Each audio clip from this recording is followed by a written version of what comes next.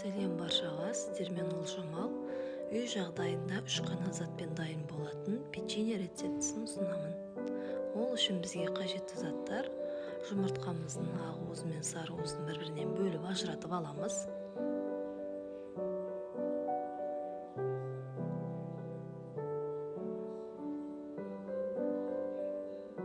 Дайын болған ақ уызымызға қантымыздың жарты бөлігін салып, миксердің көмегімен аппақ масса болғанға дейін араластырып аламыз.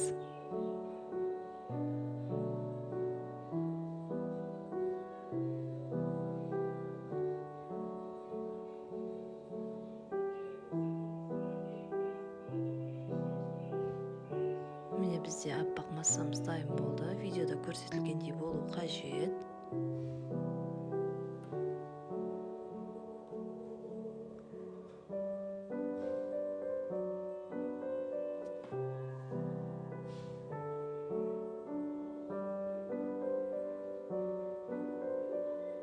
Енді екінші сары уызымызға қалған қантымызды салып, оны да миксердің көмегімен миксерлеп аламыз.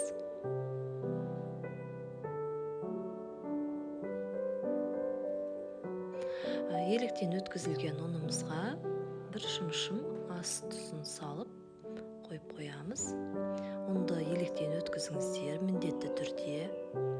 Енді ақ уызымыз бен сары уызымызды бір-біріне қосып, араластырып, ұнымызды да аз-аз бөлігінен салып, араластырып аламыз. Ұнды бірден салмаңыздар, аз-аз бөлігінен салыңыздар.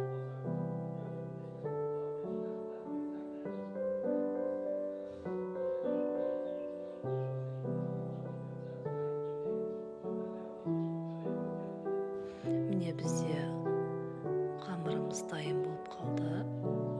Осы дайын болған массамызды кондитерлік мешокқа құйып, осылай өздеріңіздің қалауларыңыз бойынша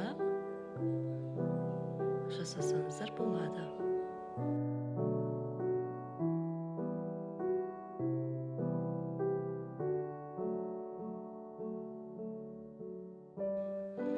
Міне бізде печеньеміз дайын болды.